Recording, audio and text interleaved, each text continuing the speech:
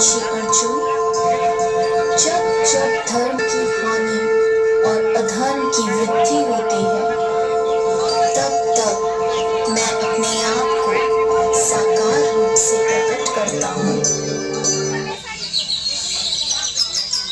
एक समय की बात है, मथुरा राज्य में उग्रसेन नाम का एक राजा था। उसने अपनी पुत्री देवकी का विवाह वासुदेव नाम के युवक से तय किया।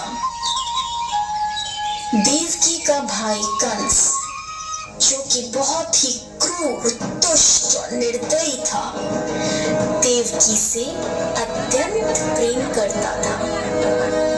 इसीलिए विवाह संपन्न होने के बाद कंस स्वयं उसको छोड़ने ससुराल गया।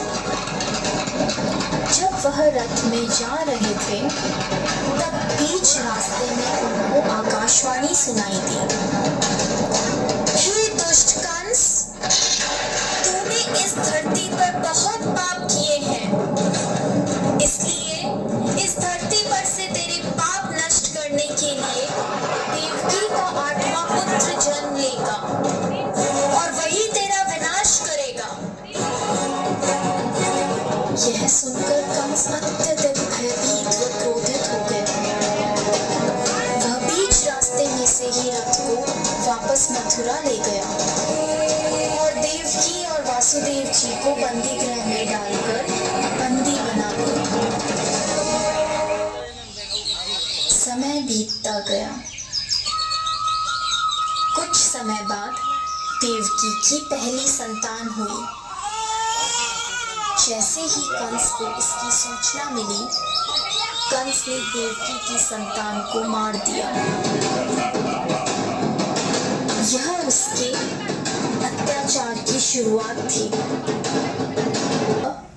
इस अंधकार के छटने का समय आ गया, जब भगवान ने धरती पर मानव रूप धारण करते हुए जन्म लिया। उस दिन का घोर अंधेरा था और तेज वर्षा हो रही। ऐसे लग्न में भगवान ने धरती पर देवकी की 8वीं संतान बनकर बालक रूप में जन्म लिया। जन्म लेते ही वहां एक दिव्य प्रकाश प्रकट हुआ और उस प्रकाश में से श्री विष्णु भगवान ने अपने पूर्ण अवतार में दर्शन दिए और वासुदेव से कहा, हे वासुदेव, मैंने इस धरती पर कंस जैसे दुष्ट और अत्याचारी मानव का विनाश करने के लिए कृष्ण अवतार में जन्म लिया है। अतः मैं आपसे विनती करता हूँ कि आपके दोस्त नंद के घर ले चलें, जहाँ उनकी पत्नी यशोदा ने बालिका को जन्म लिया है। उस बालिका को यहाँ ले आकर मुझे यशोदा के बगल में सुला दें। ऐसा बोलकर भगवान अंतर्ध्यान हो गए। भगवान ने एक शिशु का रूप धारण किया और एक चमत्कार हुआ।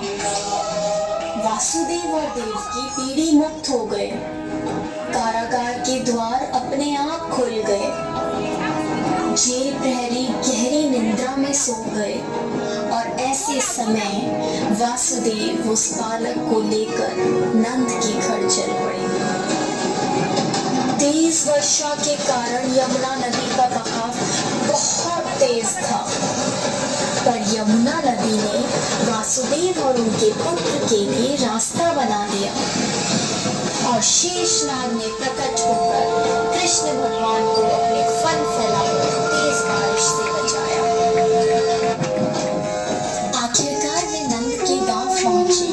उनकी बगल में लेटाकर उनकी पुत्री को वापस बंदी गृह ले आए। वहां पहुंचते ही बंदी गृह के दरवाजे स्वयं बंद हो गए। सारे जेल प्रहरी उस पुत्री के रोने की आवाज सुनकर और कंस को सूचित किया। जब कंस को सूचना मिली कि वासुदेव, तो कंस उस पुत्री को मारने लगा। अचानक उसमें से एक दिव्य ज्योति के साथ मां शक्ति प्रकट हुई और उन्होंने कहा, हे मूर्ख कंस,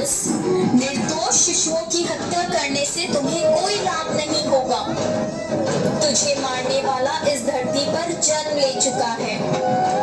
तेरा वध करने के लिए देवकी के 8वें पुत्र ने इस धरती पर जन्म ले लिया है और वही तेरा विनाश करेगा। ऐसा कहकर वह दिव्य शक्ति लुप्त हो गई। जब कृष्ण भगवान बड़े हुए तब उन्होंने कंस का वध किया और इस प्रकार कृष्ण भगवान ने धरती पर अत्याचार व बुराई का अंत किया। एक मिनट અને બધાને રાખજો ફોટા લઈ લઈને ઘડીક ઉભા રહો ને બધા ઉભા રહી જાઓ।